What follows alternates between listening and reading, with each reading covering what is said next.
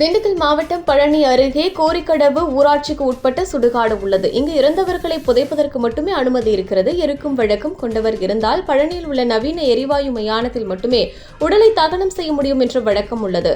இந்நிலையில் நேற்று மாலை ஆடு மேய்க்க சென்றவர்கள் சுடுகாடு பகுதியில் எரிந்த நிலையில் தலையில்லாத உடல் பகுதி எலும்புக்கூடாக இருந்ததை கண்டு அதிர்ச்சி அடைந்து காவல்துறையினருக்கு தகவல் தெரிவித்தனர். இதையடுத்து அங்கு வந்த போலீசார் தலையில்லாத எலும்புக்கூடை மீட்டு பரிசோதனைக்காக அனுப்பி வைத்தனர். மேலும் கோரிக்கடவு பகுதியில் நேற்று முன்தினமோ யாரும் உயிரிழக்கவில்லை என்பது சொல்லப்படுகிறது. மேலும் போலீசார் விசாரணையில் எரிந்த நிலையில் கண்டெடுக்கப்பட்ட எலும்புக்கூடு பெண் சிறுமியாக இருக்கலாம் என்று முதல்கட்ட விசாரணையில் தெரியவந்துள்ளது. வேறொரு பகுதியிலிருந்து கொலை செய்துவிட்டு கோரிக்கடவு சுடுகாட்டில் தலையில்லாத உடல் பகுதியை தீ வைத்து மர்ம நபர்கள் எரித்துள்ளார்களா என்ற கோணத்தில் கீரனூர் போலீசார் விசாரணை செய்து வருகின்றனர். பழனி அருகே தலையில்லாத எலும்புக்கூடு எரிந்த நிலையில் கண்டுபிடிக்கப்பட்ட சம்பவம் அதிர்ச்சியை ஏற்படுத்தியுள்ளது.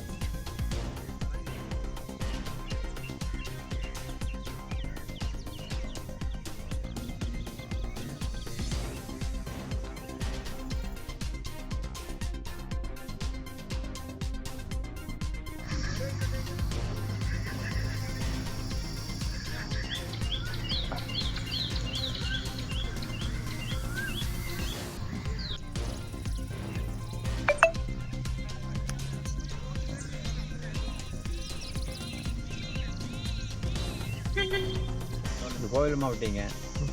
இது வந்து நேற்று காலையில் தான் இந்த மாதிரி வெளியே போனே வந்து பார்த்தாங்க.